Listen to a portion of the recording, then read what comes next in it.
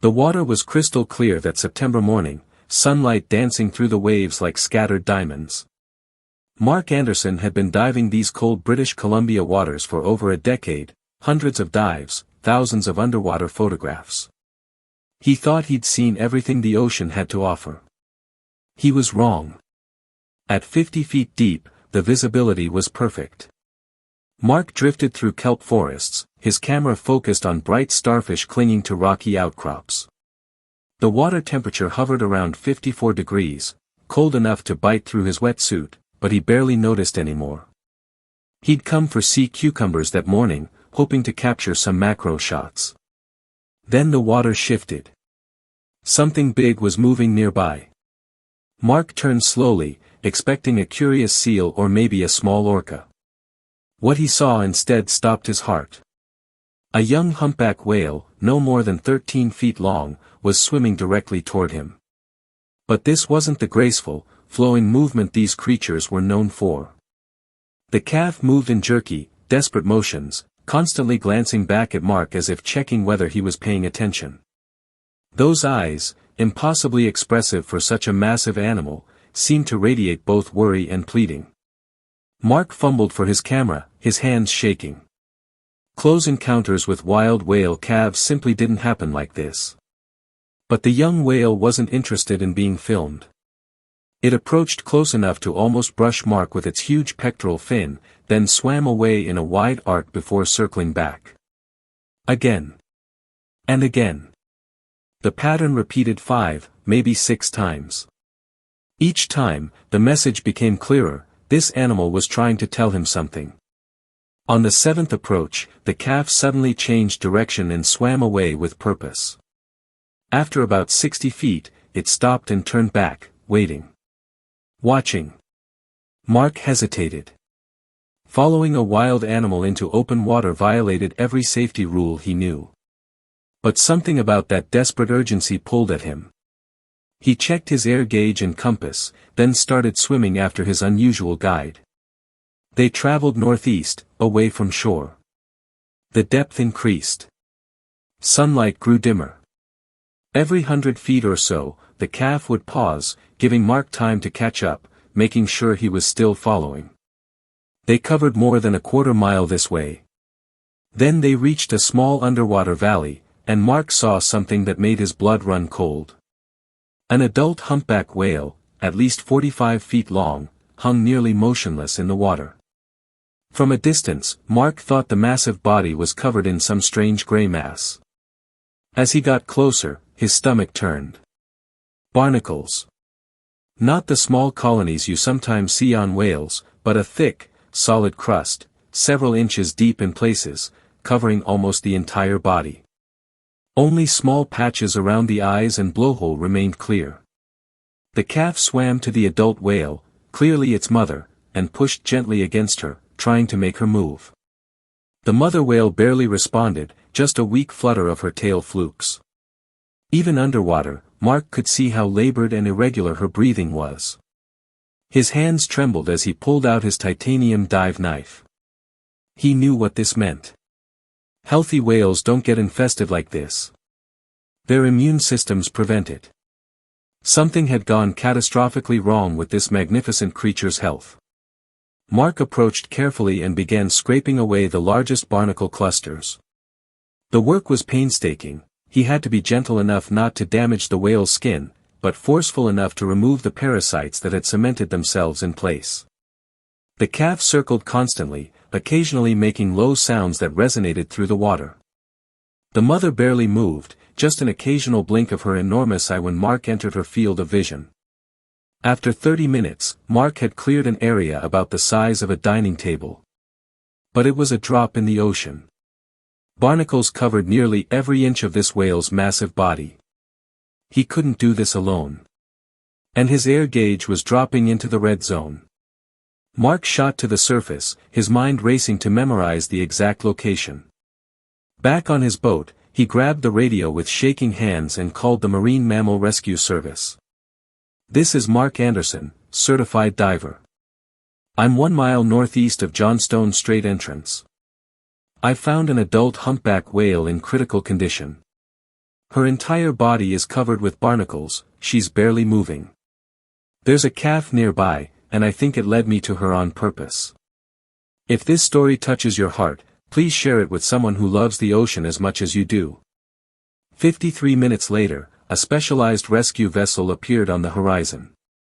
6 people were aboard, 2 veterinarians who specialized in marine mammals, 3 rescue operations specialists, and a cetacean behavior expert. After quickly assessing the situation, the team sprang into action. 2 divers descended with special equipment designed for removing parasites. Their tools were far more effective than Mark's knife, hydraulic scrapers built specifically to remove barnacles without damaging whale skin. The work progressed slowly but steadily. Every hour, divers rotated to conserve air. The team leader allowed Mark to join them, and he worked alongside the professionals, doing whatever he could to help. The calf stayed nearby the entire time, watching intently as these strange creatures worked to save its mother. Once most of the barnacles were removed, the veterinarians conducted a more thorough examination. What they discovered was deeply troubling. There was an unusual swelling on the whale's side. An underwater ultrasound with portable equipment revealed a foreign object lodged in the whale's stomach.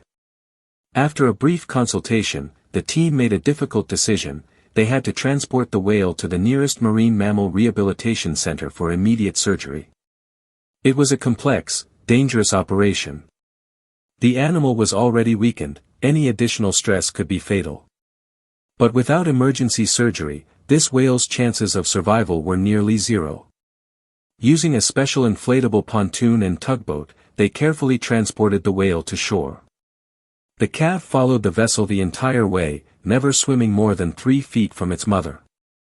At the rehabilitation center, the veterinary team began the operation immediately. What they extracted from the whale's stomach shocked everyone: a large piece of industrial fishing net, saturated with toxic chemicals. Laboratory analysis revealed the net had been treated with an especially harmful anti-fouling compound containing tributyltin, one of the most toxic pollutants in the marine environment. This was a chemical time bomb, explained Dr. Chen, the lead veterinarian, showing Mark the lab results. When the whale ingested this piece of net, the chemicals began dissolving in her stomach acid. The toxins entered her bloodstream and accumulated in her fatty tissues, slowly poisoning her entire system. The monitors displayed the damage those toxins had caused to the whale's internal organs. Her liver had swollen to nearly twice its normal size, tissues inflamed and struggling. Her kidneys were barely filtering the toxins. Her immune system had almost completely collapsed, allowing the massive barnacle infestation to take hold. 3, maybe 4 more days, and the damage would have been irreversible, Dr. Chen said, shaking his head as he studied the blood work. The toxin concentration had already reached critical levels. That's why she could barely move, her muscular system was partially paralyzed by the poison. If it hadn't been for the remarkable intelligence of that calf and your timely intervention, we would have lost them both. Mark examined the piece of net under the laboratory microscope. Under the bright light, toxic substance crystals were clearly embedded in the synthetic fibers. These anti-fouling coatings were banned in the early 2000s because of their extreme toxicity, one of the lab technicians explained. But some unscrupulous manufacturers still use them, especially in countries with less strict environmental regulations. For the next 3 weeks, the mother whale and her calf remained in a special rehabilitation pool. Mark visited almost daily, helping care for the animals and documenting their recovery with his camera. Gradually, the adult whale's condition improved. Her wounds healed. Blood tests showed declining toxin levels. Her appetite returned. The calf stayed close to its mother the entire time. The center staff marveled at its loyalty and intelligence.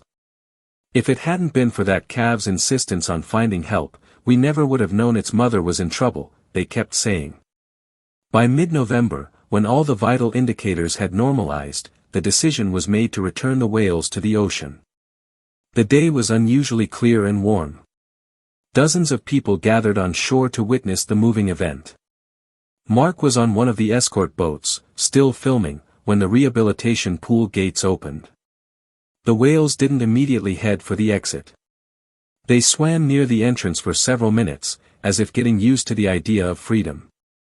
Then, as if they'd made a decision together, mother and calf dove simultaneously and swam toward open water. Suddenly, after swimming a certain distance, they stopped. Turning around, both whales took turns leaping almost completely out of the water before falling back with tremendous splashes. To everyone present, it looked like a farewell greeting, a gesture of gratitude for their rescue.